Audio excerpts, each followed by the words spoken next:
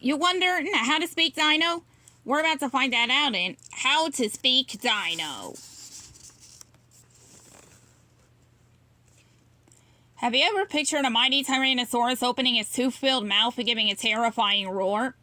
Many people do, but T-Rex didn't roar. Some scientists think it honked.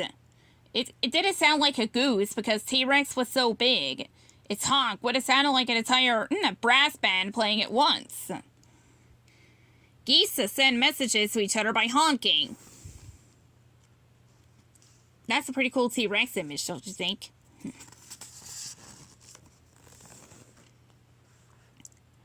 Dinosaurs probably couldn't roar. Roaring is a sound made by modern-day mammals like lions, tigers, and bears. Oh my! These animals have large vocal cords in their necks that dinosaurs didn't have. But dinosaurs weren't so silent. They made all sorts of sounds. If you had lived during the age of dinosaurs, you probably would have heard booms and hisses.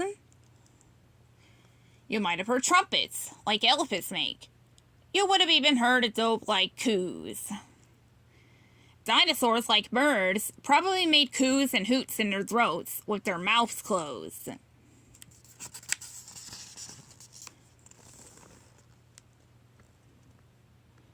Not all people speak the same language. That was true for dinosaurs too. Different species made different sounds, but while people can learn to speak other languages, dinosaurs couldn't.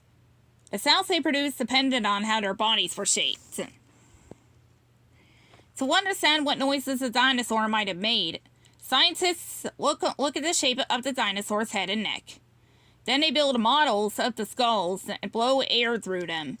That tells them what noises a specific type of dinosaur could produce.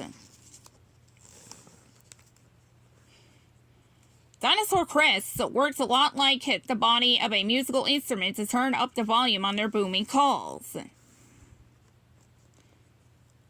Hum. Look at that dinosaur off in the distance. It's a Parasaurolophus. The crest on top of his head contained a long tube. Air passing through the tube made an eerie sound like air being blown through a shell. The longer the tube, the deeper the sound. Parasaurolophus was one of the loudest dinosaurs. What was it trying to say? Scientists are not sure. Maybe it was trying to scare away other dinosaurs. Or it could have been looking for a mate. Or calling to its herd. Or maybe all three. Dogs can hear high-pitched whistles that humans can't hear. To understand dino speak, scientists also had to learn how dinosaurs heard sounds. Not all animals hear the same sounds. For example, elephants can hear one stomach rumbles, another stomach rumbles from miles away. To communicate, dinosaurs of the same species had to be able to hear the sounds the others made. Dinosaurs didn't have as many ear bones as humans, so they heard mostly low-frequency sounds. The skull shape of the Sarmientosaurus allowed it to hear hums. These sounds carried well enough through the dense plants of the jungle. Dinosaurs may have been able to hear really high-pitched squeaks, too. That helps parents hear the chirps of their babies.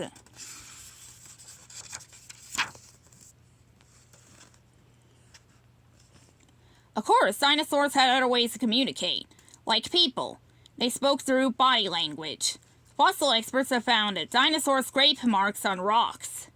These show that some dinosaurs moved their feet over and over in a pattern. Did this mean dinosaurs danced? If possible, they may have hopped and bopped like some birds do to attract a mate. Diplodocus had a super long tail, more than 45 feet, 14 meters, and may have used its tail to touch others of its kind, like people touch their friends. But scientists think it could also snap its tail. The whip crack of its enormous tail could have been heard from far away.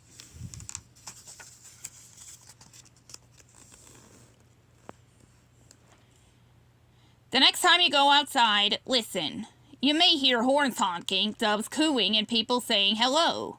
Earth looks different today. The animals living on the planet are different too. But just like in the time of the dinosaurs, it is still a place filled with sound. The end.